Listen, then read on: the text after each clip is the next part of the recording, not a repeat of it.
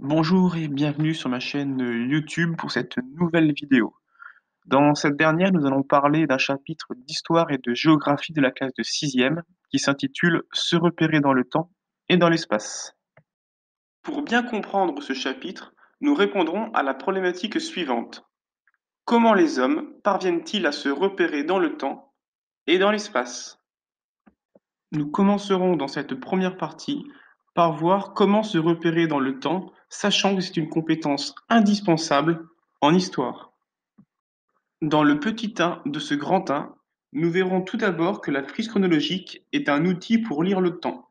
Pour les Grecs, le dieu Chronos était le dieu du temps. Les mots chronomètre et chronologique viennent donc du nom de ce dieu. Une frise chronologique va toujours de la gauche vers la droite, c'est-à-dire de la date la plus ancienne à la date la plus récente. L'événement historique qui marque sur une frise chronologique le début du calendrier est la naissance de Jésus-Christ. Si la préhistoire vous fait souvent rêver, vous, élèves de sixième, elle ne fait pas partie des 4 périodes de l'histoire. Ces 4 dernières sont, dans l'ordre, l'Antiquité, le Moyen Âge, l'époque moderne et l'époque contemporaine dans laquelle nous vivons aujourd'hui.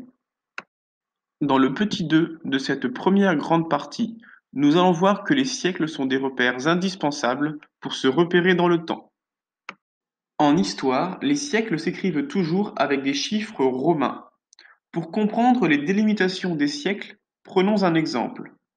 En 2019, il y a 20 siècles. On rajoute donc le siècle en cours et nous vivons donc en 2019 au XXIe siècle. Après avoir parlé d'histoire pendant toute la première grande partie, nous allons désormais parler de géographie. En effet, dans cette seconde grande partie, nous allons voir que se repérer dans l'espace est une compétence indispensable en géographie.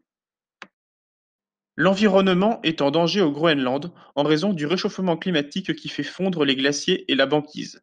C'est pour cela que le pays a décidé de créer un grand parc national protégé. De plus, avec la fonte des glaces, le pétrole est de plus en plus accessible en Arctique, ce qui risque de causer des catastrophes environnementales. La deuxième partie de ce chapitre consistera en une mise en perspective de notre étude de cas, en travaillant sur l'adaptation et la vie dans les espaces à fortes contraintes.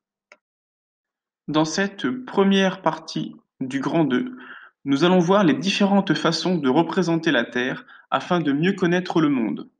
Les deux formes de représentation terrestre les plus utilisées sont le globe, qui est une représentation sphérique de la planète, ainsi que le planisphère, qui est une représentation à plat du monde.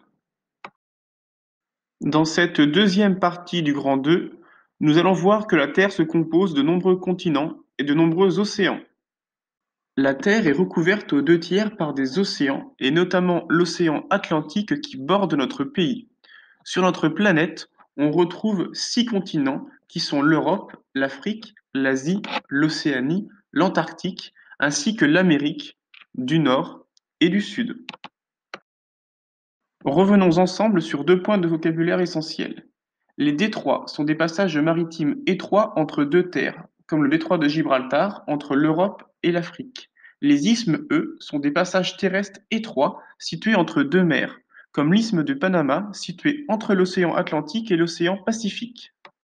Pour s'orienter sur la Terre, il existe des points cardinaux: le nord, le sud, l'ouest et l'est. La rose des vents existe depuis l'Antiquité. À l'origine, elle ne servait pas à indiquer les points cardinaux, mais bien les vents qui permettaient aux navigateurs de se déplacer.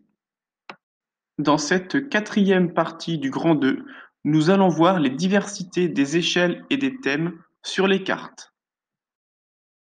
Les cartes n'évoquent pas toujours un lieu avec la même précision. Tout dépend de l'échelle qui est choisie. Comme en photographie, plus on s'approche d'un lieu, plus on voit les détails. Il y a donc l'échelle mondiale, l'échelle nationale, l'échelle régionale et enfin l'échelle locale.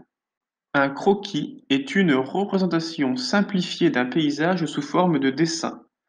Il faut utiliser différentes couleurs, réaliser une légende et ne pas oublier de donner un titre